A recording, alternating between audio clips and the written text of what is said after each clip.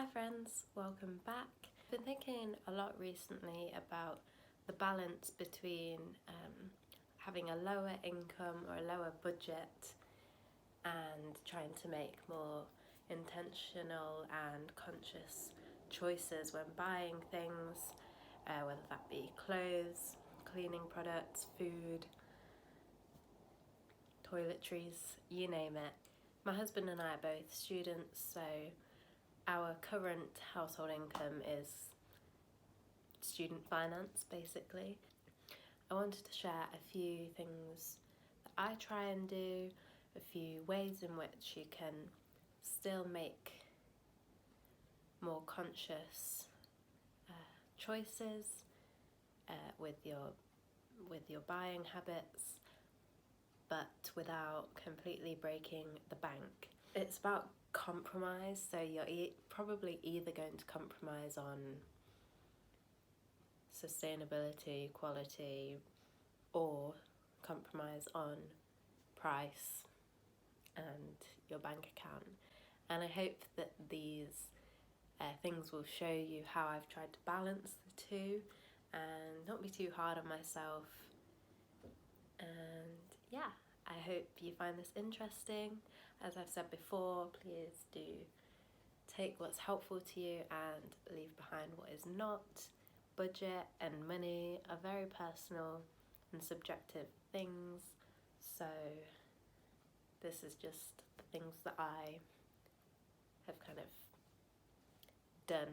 I've made a little list of the things that I could think of, kind of the things in my life where I have tried to make a conscious choice so that I can save money. So I say the first section is clothing, and I've done a recent video on reducing clothing consumption, so I won't stay on this for too long, but I'd say the number one way of saving money is shopping second hand for clothing. This could be in charity shops or Depop, Vinted, eBay, could be anything like that. But yeah, shopping second hand is just a no-brainer when it comes to saving money. I would say distinguish what you want from what you need. This is something I'm still trying to train myself to do. And I'll often challenge myself. If I want a piece of clothing, I'll just say, okay, you don't actually need it, so just see how long you can go without it. Enjoy the clothes in your wardrobe that you've got already and make nice outfits. And soon enough I realised that I don't need that extra thing, and it's that kind of just make it into a challenge.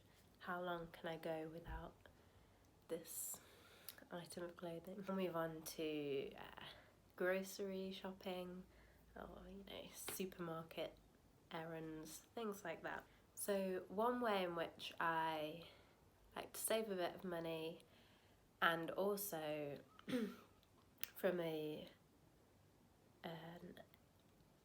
ecological minded thing, I tend to plan 2 meat meals a week. So we're not eating meat every single day. We plan, about 5 days a week we eat vegetarian meals, and 2 days a week meals with meat in them. Sometimes this changes a bit, but that's kind of the goal that I have each week, because meat really racks up the supermarket shop, and I actually used to be a vegetarian, so I love eating vegetarian meals anyway, and Alex doesn't mind, and so that is another thing that we do. The next thing goes for quite a lot of different areas of life, and that's buying in bulk. Now obviously this has a big upfront cost, but say buying a big kilogram, is it kilogram or 5 kilogram even, bag of pasta, then generally cheaper and better packaging wise than buying a little bag every week. And I also have done this with washing powder. I have a huge box of washing powder that I've had for months. It'll last me for many more months, and I'm honestly, when I got it, I was like, I might regret this, because I don't know what I'd never used washing powder before. I'd always used capsules or liquid, but I have not looked back, and I think I'll probably just get that every time, because it saved a lot of money compared to, I used to get small washing tablets, which are great, they're lovely, they're a great brand, but they're not a cheap brand. So washing powder I buy in bulk.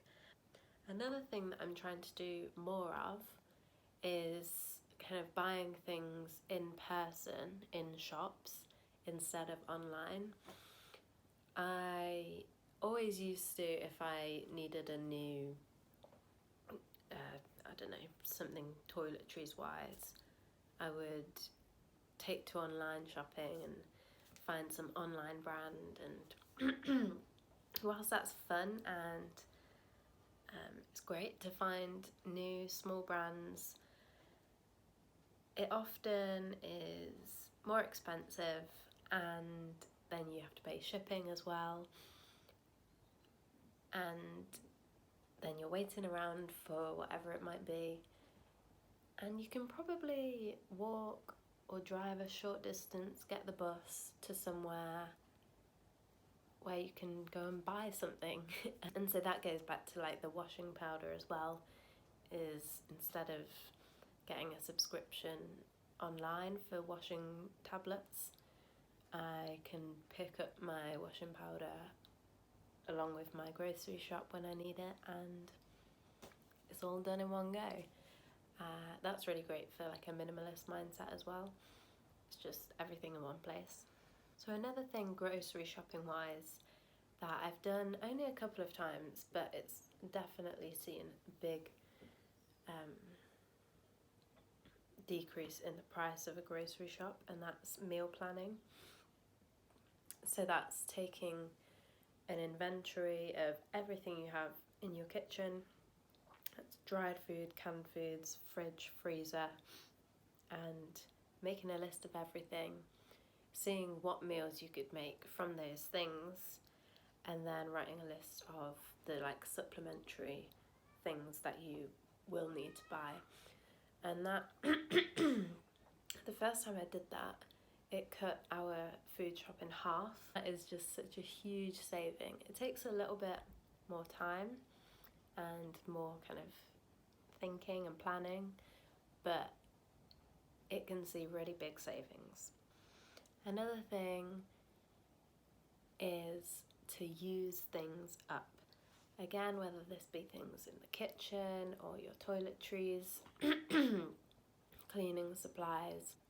I have been really bad for this in the past, just have like a cupboard full of different creams and lotions and still want to buy a new one because none of those are the ones that I would choose. But I think it can be important for your pocket and for your storage space and for just general waste saving if you just use up the things that you have first, and then it'll feel so much better to buy a new lotion when you don't have a cupboard full of old, half-used lotions. Another tip would be to think ahead. So I'm just editing and realise I don't explain this point particularly well. So the example I would give is that I was about halfway through my bottle of conditioner, and I knew that the next bottle I wanted to get from the like all natural zero waste shop that is slightly out of my way but easy to get to if I plan it out. So when I was halfway through that bottle of conditioner, I went to this zero waste shop to buy a bottle of conditioner that had natural ingredients. I was able to support the small zero waste shop that is in my area, and I felt really happy about that. That way you won't be in a rush to make a quick decision when you reach the end of the product. The last thing that I want to say on this is make use of birthdays and Christmases to make specific gift requests. Now, some people, I feel like some families are a bit funny about this and they're very into surprises, so this might be a bit more difficult if you're in that sort of situation. For me, I've managed to get a lot of things that I wouldn't have necessarily been able to buy myself or wouldn't have wanted to put my money towards, like this lovely cashmere jumper I got for Christmas 2 years ago from my parents, and it's like my favourite item in my wardrobe. I wouldn't have wanted to spend £100 on a jumper when I was 19 years old, but I'm so happy that I have this jumper now. And same with my last birthday, I asked my mum to give me some money for some period pants because they're something that I wanted to buy so that I wasn't using disposable sanitary towels, and I wouldn't have wanted to put £100 towards 5 pairs of period pants, but I used my birthday as the opportunity to get those things. So I think sometimes this can go with thinking ahead as well. I hope this has been a helpful video. These are all the things that I have currently thought of, and let me know if you've got any good ways of saving money whilst also making more conscious choices, and